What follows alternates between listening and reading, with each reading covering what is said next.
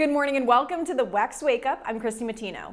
In your political news, Marianne Williamson has confirmed a 2024 presidential run against President Biden. Williamson, a progressive Democrat who ran for president back in 2020, confirms she plans to run, becoming the first Democrat to publicly enter the race. She's planning to formally launch her campaign on March 4th in Washington, D.C. And U.S. Transportation Secretary Pete Buttigieg took a trip to the site of the train derailment in East Palestine, Ohio on Thursday. And Buttigieg found himself in a defensive crunch as reporters asked him about his handling of the crisis.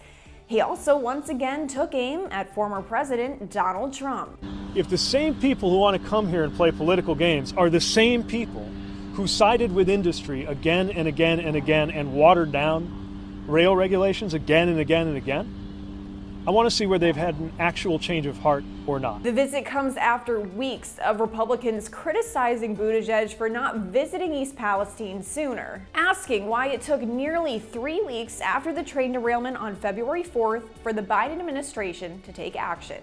But the White House is defending their response. There's been a lot of bad faith attacks on Secretary Buttigieg.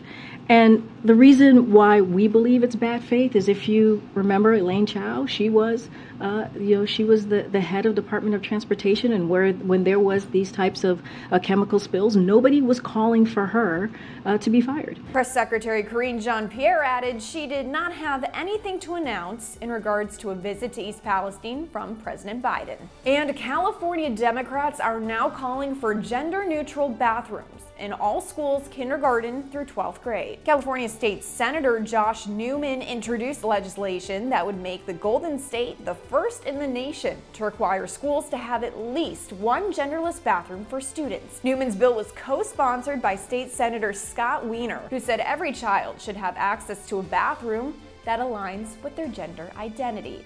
Wiener has also introduced numerous bills related to gay and transgender issues from his time in the legislature. And a star has fallen. Harvey Weinstein has been sentenced to another 16 years in prison. The former film producer received that additional sentence in a Los Angeles courtroom on Thursday after he was convicted of sexually assaulting women last year.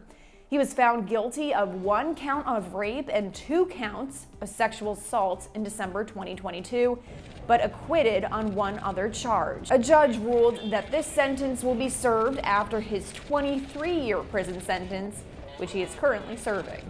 And this morning, new developments in the Alex Murdo murder trial. The former South Carolina attorney testified, "I didn't shoot my wife or my son anytime." He also blamed his drug addiction for lying to the police regarding his whereabouts the night of those murders, saying, "I lied about being down there, and I'm so sorry that I did." Prosecutors have argued Murdo killed his family in an attempt to hide his financial crimes, which they say allegedly swindled clients out of millions of dollars. And that's the news on the WEX Wake Up. Be sure to follow us online and on social media so you stay in the know of all the headlines in politics.